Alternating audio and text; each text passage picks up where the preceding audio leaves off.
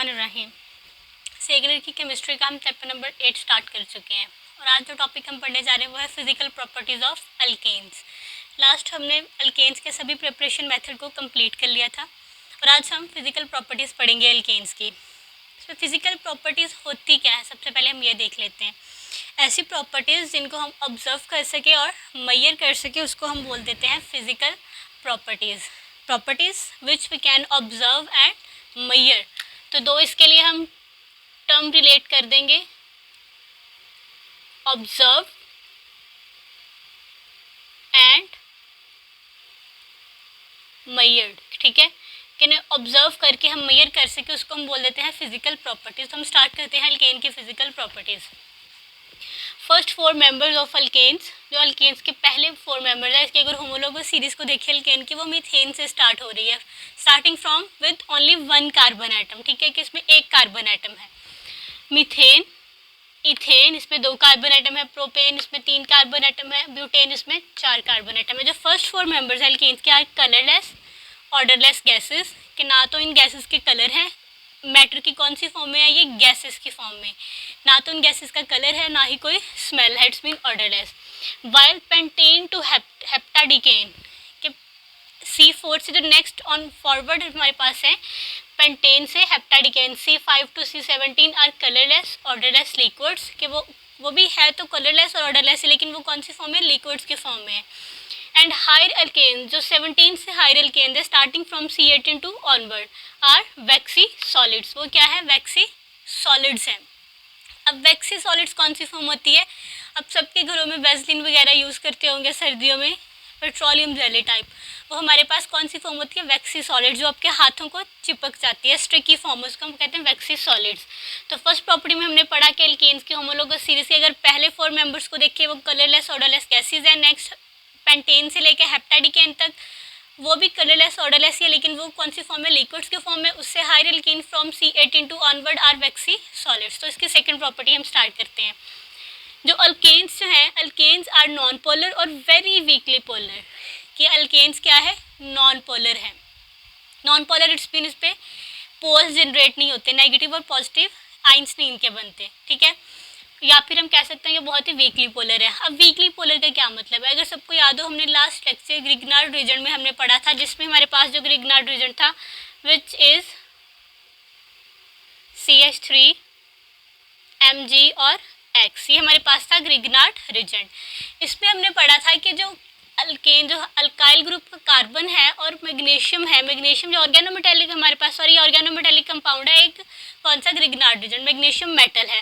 अगर कार्बन और मेटल इसकी इलेक्ट्रोनेगेटिविटी तो देखा जाए तो कार्बन की electronegativity is slightly greater than the magnesium.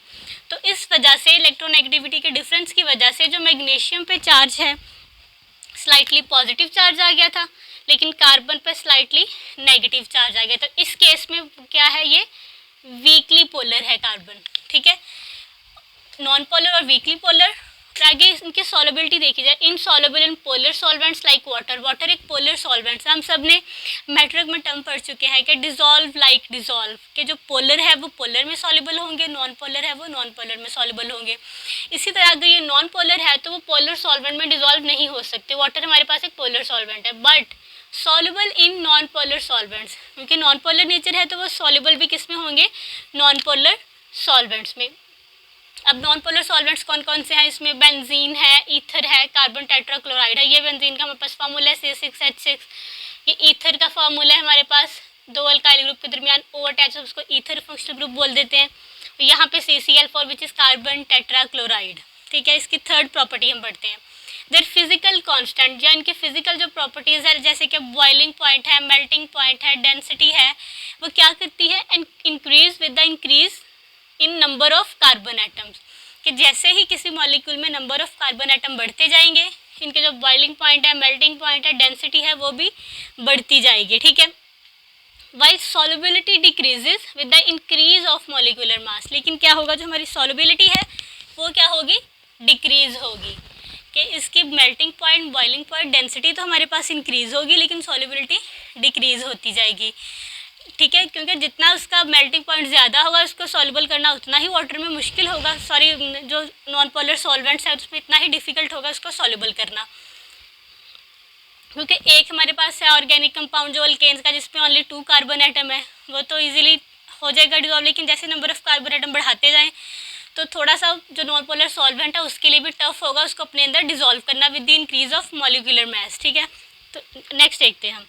Boiling point increases 20 degree to 30 degree with the addition of each CH2 group in a molecule, कि जैसे किसी मॉलिक्यूल में एक CH2 ग्रुप की एडिशन के साथ उसका जो क्या होगा boiling point 20 to 30 degree addition होगी उसके बॉइलिंग पॉइंट में। अब अल्कीन की होमोलोगस सीरीज है, सबको पता है मीथेन से स्टार्ट हो रही है। नेक्स्ट ऑनवर्ड अगर हम देखें मीथेन, इथेन, इसमें एक CH2 और ग्रुप ऐड कर दिया जाए तो हमारे पास क्या बन जाएगा, प्रोपेन बन जाएगा। प्रोपेन में भी एक CH2 और ग्रुप ऐड कर दिया जाए, ब्यूटेन बन जाएगा। इट्स मीन जिसमें सब में जो डिफरेंस है वो CH2 ग्रुप का ही है। कम कर दें तो सीरीज़ का हमारे पास लोअर मेंबर बन जाएगा अल्कीन को, उसको ज़्यादा कर दें तो हायर मेंबर बन जाएगा। तो जैसे हम एक CH2 ग्रुप ऐड करेंगे, लेट्स सपोज अगर उसका हमारे बॉइलिंग पॉइंट पहले था 20, ठीक है, अगर 8 CH2 हमने ग्रुप ऐड कर दिया तो उसमें 20 या फिर 30 प्लस हो जाएंगे। ठीक है, 20 या 30 प्लस हो जाएंगे, या तो वो क्या हो जाएगा 40 हो जाएगा या क्या हो जाएगा 50 हो जाएगा। तो इस तरह से ग्रेजुअल चेंज आती है उसके बॉइलिंग पॉइंट में। नंबर 4 प्रॉपर्टी हम पढ़ लेते हैं। नंबर 4 प्रॉपर्टी क्या है हमारे पास, branch chain alkanes have lower boiling point, तो जो ब्रांच चेन एल्केन्स हैं उनके बॉइलिंग पॉइंट कम होते हैं एज कम्पेयर टू स्ट्रेट और नॉर्मल चेन एल्केन्स, के जो जिनके साथ ब्रांचेज अटैच होती हैं उनका बॉइलिंग पॉइंट लो होता है। कैसे लो होता है, इसके सिंपल एग्जांपल मैं आपको देती हूँ। अब कोई भी ट्री है, ठीक है, कोई दरख्त आपके पास है लगा हुआ है, ठीक है, काफ़ी बड़ा ट्री है, तो उसके जो ब्रांचेज है दो ट्री को कंपैरिजन कर लेते हैं। एक है जो बिल्कुल सीधा है, ठीक है, उसकी कोई ब्रांचेस नहीं है, वो सीधा है बिल्कुल, और एक जिसकी ब्रांचेज है हमारे पास। अगर हमने उसको तोड़ना हो दोनों में से तो ब्रांच और जो स्ट्रेट है उसमें से कौन सा पहला टूटेगा। अब सबको ये लगेगा कि हम स्ट्रेट तोड़ सकते, बिल्कुल भी नहीं। जब हम तोड़ेंगे कोई भी चीज़ से तो पहले जो ब्रांच्ड वाला है उसकी ब्रांचेस सबसे पहले टूटेंगी। ठीक है, जब ब्रांचेस टूटेंगी तो इट्स मीन वो ही उसका कौन सा पॉइंट होगा, बॉइलिंग पॉइंट। जहाँ से वो डिज़ोल्व होना स्टार्ट होगा वही उसका बॉइलिंग पॉइंट होगा। तो जहाँ से वो ट्री टूटा है वही उसका वो हम पॉइंट बोलेंगे कि यहाँ से इसकी ब्रेक डाउन स्टार्ट हो गई है। तो ब्रांच चेन एल्कीन्स होते हैं वो उनका बॉइलिंग पॉइंट लो होता है as compare to straight chain और नॉर्मल चेन एल्केन। सिंपल इससे एग्जांपल ले ले तो हमारे पास आइसोमेरिज्म थी, उसमें जो आइसोमर्स बनते थे एन ब्यूटेन आइसोब्यूटेन का कंपैरिजन कर लेते हैं। जो एन ब्यूटेन है उसका बॉइलिंग पॉइंट है हमारे पास -0.5 डिग्री सेल्सियस, जबकि जो आइसोब्यूटेन है उसका -17.5 डिग्री सेल्सियस। अब एन ब्यूटेन का boiling point is greater than isobutane, इसी वजह से क्योंकि आइसो में ब्रांच आ गई है लेकिन एन ब्यूटेन स्ट्रेट चेन है। हो गया क्लियर सबको इजीली। नेक्स्ट हम नंबर 5 की तरफ बढ़ते हैं। पॉइंट नंबर 5 इसकी प्रॉपर्टी नेक्स्ट क्या है, मेल्टिंग पॉइंट्स और also increase with the increase of molecular मास। ये जो अल्केन्स है उनके मेल्टिंग पॉइंट भी इनके मॉलिक्यूलर मास के साथ बढ़ेंगे। जैसे इनका मॉलिक्यूलर मास बढ़ेगा मेल्टिंग पॉइंट्स भी बढ़ते जाएंगे, लेकिन this increase is not regular, is not so gradual, कि ये ग्रेजुअल चेंजेस नहीं होंगी। अब होमोलोगस सीरीज है, उसके कुछ मेंबर होंगे उनकी मॉलिक्यूलर मास के साथ मेल्टिंग पॉइंट्स बढ़ रहे होंगे, लेकिन थोड़ी आगे जाके कम हो रहे होंगे, फिर बढ़ रहे होंगे, फिर कम हो रहे होंगे। इट्स मीन्स का ये मतलब है कि जो वो चेंजेस है वो रेगुलर नहीं होती। तो ये तो हमने पढ़ ली फिजिकल प्रॉपर्टीज एल्केन्स की। अब हम पढ़ लेते हैं रिएक्टिविटी की। एल्केन्स की रिएक्टिविटी क्या है, किस वजह से एल्केन्स लेस रिएक्टिव है, क्या रीज़न है इसके पीछे। मैं इसको रेस कर देती हूँ।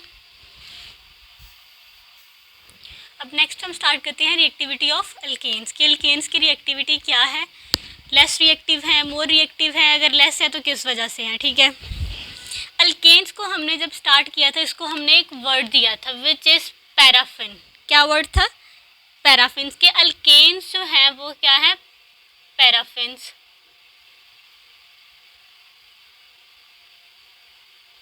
ठीक है, अब पैराफिन्स का क्या मतलब है वो भी हमने पढ़ा था। इसका मतलब है कि लेस अफिनिटी, पैरा का मतलब है लेस, अफिन्स मीन अफिनिटी, के less affinity which means less reactive.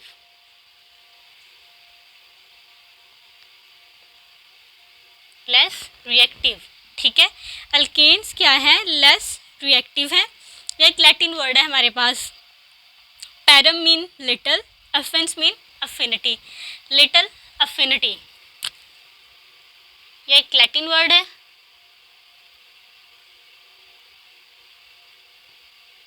किससे मिलके बना है, पैरम विच मीन्स लिटल और किससे मिलके बना है, एफिन्स,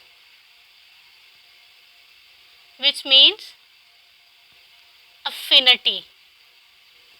तो इसके नाम से हमें पता चल रहा है कि अल्केन्स जो क्या है वो बहुत ही लेस रिएक्टिव है, इनर्ट है, इसको हम बोल सकते हैं chemically these are inert substances. Alkanes क्या होंगे, less reactive under ordinary conditions. Ordinary मतलब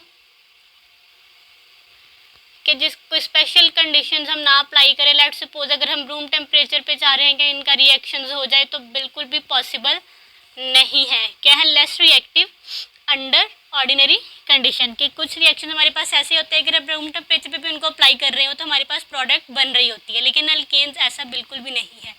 और क्या है, ये इनर्ट टूवर्ड्स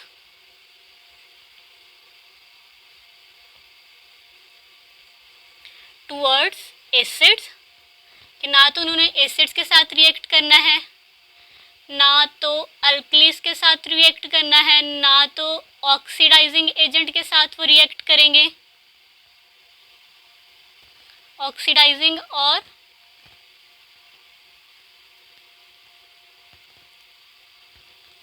रिड्यूसिंग एजेंट्स। ठीक है, कि इनके साथ ये बिल्कुल भी रिएक्ट नहीं करेंगे because these are chemically inert substances. However अगर हम इनको स्पेशल कंट्रोल कंडीशन इन पे अप्लाई करें तो तब ये रिएक्शन हमारे पास दे सकते हैं। ठीक है, स्पेशल कंडीशंस कौन सी होंगी, हाउएवर अंडर कंट्रोल कंडीशंस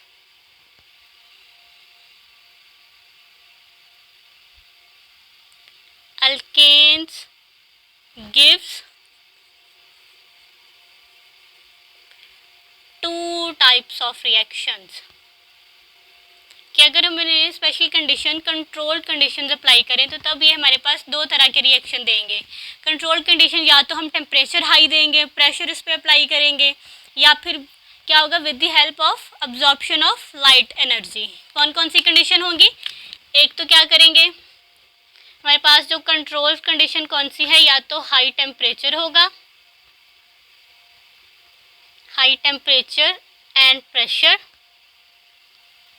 या फिर क्या होगा, एब्जॉर्प्शन ऑफ लाइट एनर्जी। ये हमारे पास होगी स्पेशल कंट्रोल्ड कंडीशंस। अब हमने देखा कि अल्केन्स क्या होंगे, दो तरह के रिएक्शन देंगे, और वो दो तरह के रिएक्शंस कौन से होंगे, नंबर वन सब्स्टिट्यूशन रिएक्शन, ठीक है, एंड नंबर टू थर्मल या फिर कैटालिटिक रिएक्शंस।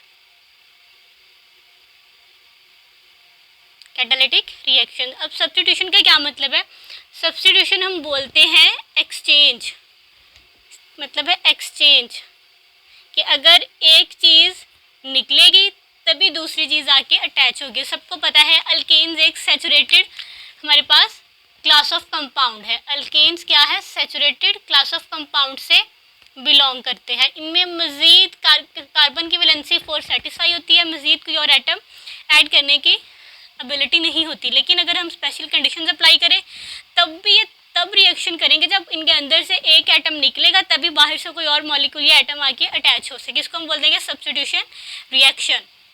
थर्मल या कैटालिटिक, जिसमें हम क्या करेंगे, कैटालिस्ट को अप्लाई करेंगे और टेम्परेचर की कंडीशन को अप्लाई कर देंगे, हाई टेम्परेचर या प्रेशर के साथ उसको अल्केन का रिएक्शन करवाएंगे। तो ये है हमारे पास जो अल्केन्स की एक प्रॉपर्टी भी कह सकते हैं कि इस तरह के रिएक्शन देगी। लेकिन जो अनसेचुरेटेड है लाइक अल्कीन्स और अल्काइंस, ये हमारे पास एडिशन रिएक्शन भी देंगे, क्योंकि इनके पास एबिलिटी होती है without excluding their internal atom they can add one more atom from the external environment, कि ये क्या करेंगे, अपने अंदर से एक एटम निकाले बगैर बाहर का कोई भी एटम अपने अंदर ऐड कर लेंगे।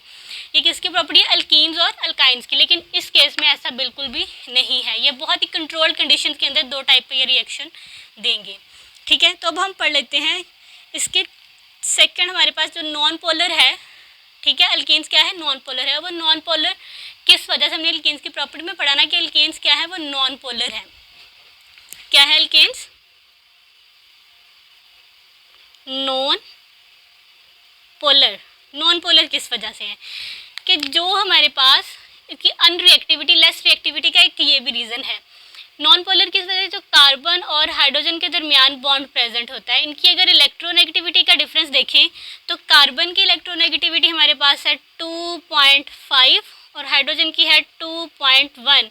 तो इन दोनों में कोई ख़ास डिफरेंस नहीं है, सिर्फ कितना डिफरेंस है, 0.4 का। अगर हम इन दोनों का डिफरेंस निकालें तो हमारे पास 0.4 का, which is not a huge different. ठीक है, ये ह्यूज डिफरेंस नहीं है। तो इस वजह से ये क्या है, नॉन पोलर बिहेवियर को शो करती है। इस नॉन पोलर बिहेवियर की वजह से ना तो इस पर कोई एसिड अटैक कर सकेगा, ना तो इस पर कोई न्यूक्लियोफाइल, ना इलेक्ट्रोफाइल, क्योंकि इलेक्ट्रोफाइल को हमारे पास होते हैं पॉजिटिव, जो हमारे जिन पर पॉजिटिव चार्ज हो और वो इलेक्ट्रॉन लविंग होते हैं। इलेक्ट्रोफाइल क्या होता है, इलेक्ट्रॉन लविंग। वो तो वहाँ जाएंगे जहाँ से इनको इलेक्ट्रॉन मिल रहा हो या नेगेटिव जिस पे चार्ज हो, ना तो इस पर नेगेटिव चार्ज है। अब nucleophile which charge nucleus loving, जो कि पॉजिटिव की तरफ जाएंगे। अब ना तो इन पे न्यूक्लियोफाइल अटैक कर सकेगा, ना ही इलेक्ट्रोफाइल। जब ये दोनों अटैक ही नहीं कर सकते, इट्स मीन ये लेस रिएक्टिव है, बिल्कुल रिएक्शन ये नहीं देगा in acids, oxidising agents and reducing agent. तो ये है इसकी नॉन पोलर होने की रीज़न कि इनका इलेक्ट्रोनेगेटिविटी डिफरेंस वो क्या है, बहुत ही ज़्यादा कम है। अगर हम देखें इस रीज़न के साथ, जो कार्बन और हाइड्रोजन, कार्बन का तो ऑब्वियसली है ही, क्योंकि इनके दरमियान तो बिल्कुल भी इलेक्ट्रोनेगेटिविटी डिफरेंस नहीं है, ज़ीरो है बिल्कुल। ठीक है, बिल्कुल ज़ीरो है। इसमें तो फिर भी 0.4 है। तो इसकी वजह से ये क्या करते हैं, बहुत टाइटली पैक होते हैं और इनकी शेयरिंग ऑफ इलेक्ट्रॉन्स एक दूसरे के साथ होती है। इसी की वजह से इनको तोड़ना बहुत ही ज़्यादा मुश्किल है। अब इसके लेस रिएक्टिव होने की एक और भी रीज़न है, वो भी हम पढ़ लेते हैं। जो एक और रीज़न है वो है हमारे पास इनर्टनेस ऑफ सिग्मा बॉन्ड। अब हमने हाइब्रिडाइजेशन में सिग्मा बॉन्ड के बारे में पढ़ चुके हैं कि जो सिग्मा बॉन्ड है as compare to pi bond is more stable. जो थर्ड इसकी रीज़न है वो एल्कीन्स की लेस रिएक्टिव होने की, वो है इनर्टनेस ऑफ